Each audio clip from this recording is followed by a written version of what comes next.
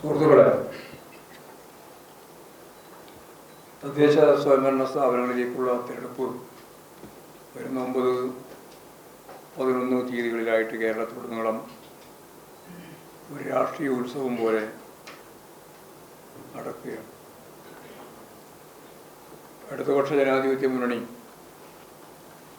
ഈ തിരഞ്ഞെടുപ്പ് പോരാട്ടത്തിൽ ബഹുദൂരം മുന്നിലാണ്. നമ്മളിതേവരെ കൈവരിച്ച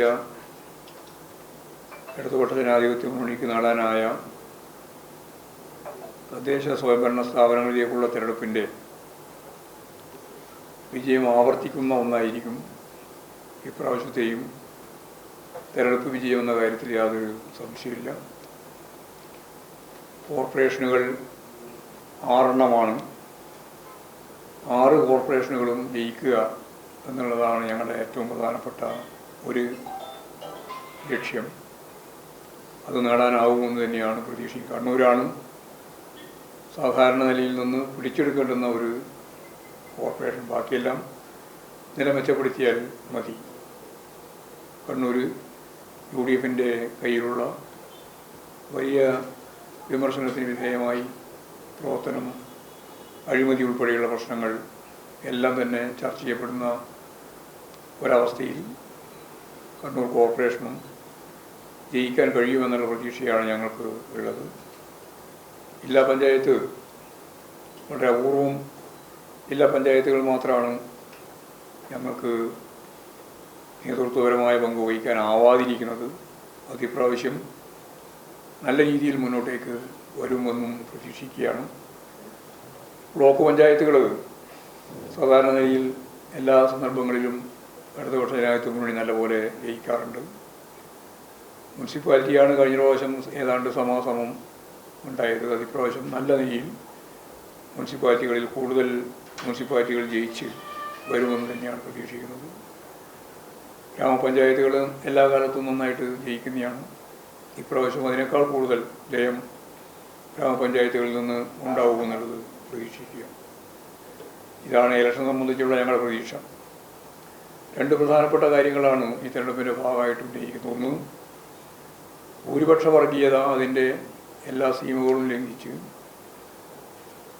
ഹിന്ദുത്വ അജണ്ട തെരഞ്ഞെടുപ്പിലേക്ക് ശക്തിയായിട്ട് കൊണ്ടുവന്ന് ഇവിടെ അവര വിരോധത്തിൻ്റെ കേന്ദ്രമാക്കി കേരളത്തെയും മാറ്റാനുള്ള ശ്രമമാണ് RSS, BJP, സംഘപരിവാർ വിഭാഗം നടത്തുന്നത്. അതിനെ നേരിട്ടുകൊണ്ടല്ലാതെ ജനാധിപത്യത്തെയും മതനിരപേക്ഷതയെയും സംരക്ഷിക്കാൻ നമുക്കാവില്ല എന്ന നല്ല ബോധം കേരളീയ ജനത ഉയർത്തിപ്പിടിക്കുന്നു എന്ന് ഞങ്ങൾക്കിപ്പോൾ ഈ സന്ദർഭത്തിൽ പറയാൻ കഴിയും.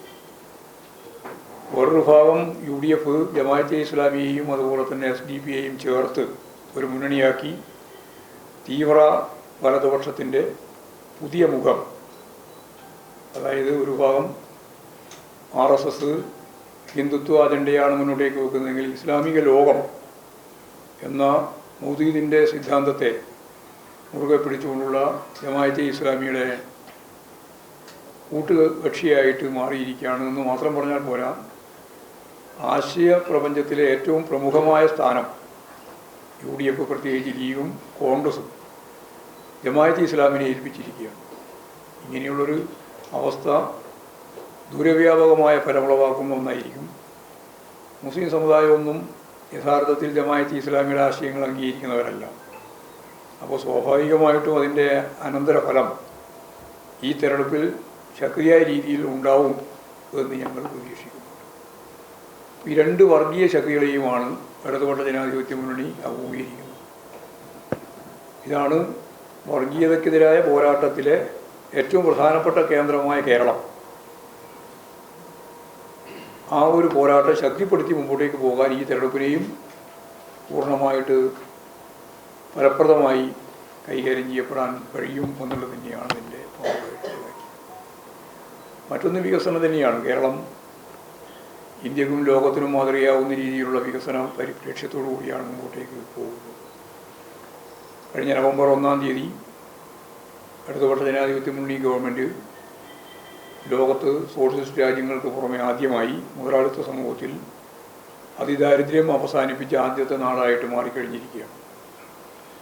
മുതലാളിത്ത പ്രതിസന്ധി എന്ന് പറയുന്നത് സമ്പന്നർ കൂടുതൽ സമ്പന്നരാകുകയും ദരിദ്രർ കൂടുതൽ ദരിദ്രരാകുകയും ചെയ്യുന്ന സമൂഹത്തിൽ അതിദാരിദ്ര്യവും ദാരിദ്ര്യവും അവസാനിപ്പിക്കാൻ മുതലാളിത്ത സമൂഹത്തിനാവില്ല എന്നുള്ളതൊരു നിയമമാണ്.